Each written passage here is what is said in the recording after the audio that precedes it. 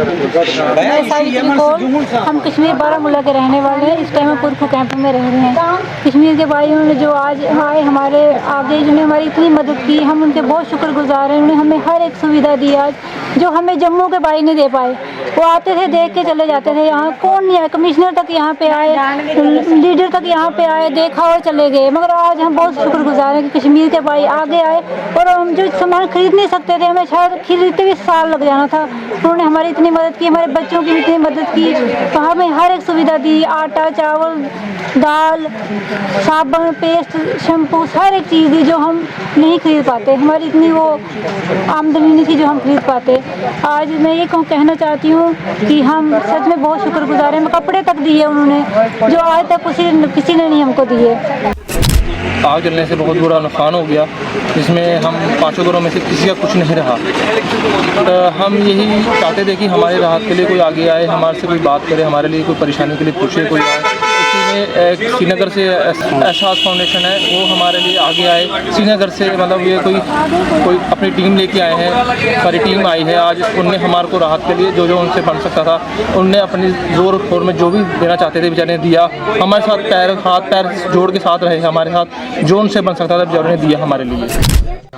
श्रीनगर से एक truck load सामान लेके पुरखू कैंप में आए थे अपने कश्मीरी पंडितों से मिलने के लिए और उनकी सफरिंग में शामिल होने के लिए, ताकि हमको उनको कुछ फैसिलिटेट कर सके, जिसमें बर्तन थे, बेडिंग थी, राशन था, फैन थे, जो भी घरेलू सामान ज़रूरत डे टू डे में ज़रूरत पड़ती है वो सारा था। लेकिन यहाँ इनकी हालत देखकर दिल को बहुत रंजिश और गम हुआ कि ये बहुत ख़राब हालत में रह रहे हैं। मतलब अपने बड़े बड़े घर छोड़कर ये यहाँ पे एक कमरे में रह रहे हैं, वो कमरा भी रहने लायक नहीं है। हमारा मैसेज ये है कि हम होल हार्टेडली इनको विदाउट एनी पॉलिटिक्स, क्योंकि मेरी एफिलिएशन किसी पॉलिटिकल पार्टी से नहीं है, वापस वेलकम करते हैं। ये अपने घरों को आए, जब तक इनके घर बने या हमारे घरों में रहे, हमारे दिलों में रहे, तो वी वेलकम देम बैक।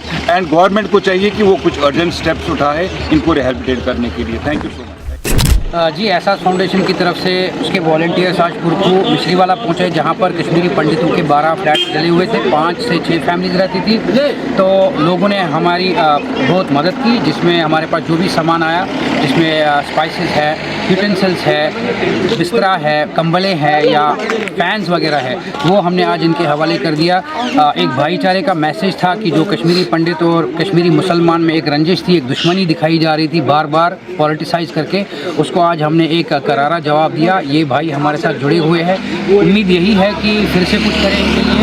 इनकी हालत बहुत खस्ता है, रिक्वेस्ट यही करेंगे एडमिनिस्ट्रेशन से कि इनके लिए फौरी तौर कुछ किया जाए, क्योंकि ये छोटे छोटे 2 कमरों में रहते हैं, जहाँ पर रहना बहुत मुश्किल है। जो अभी दूसरी जगह पे इनको अलॉट किए गए हैं, वहाँ पे पानी भी नहीं है, और गर्मी से इनकी क्या हालत होगी वो अल्लाह ही बेहतर जानता है। बस दुआ है कि कुछ अच्छा हो जाए इनके लिए।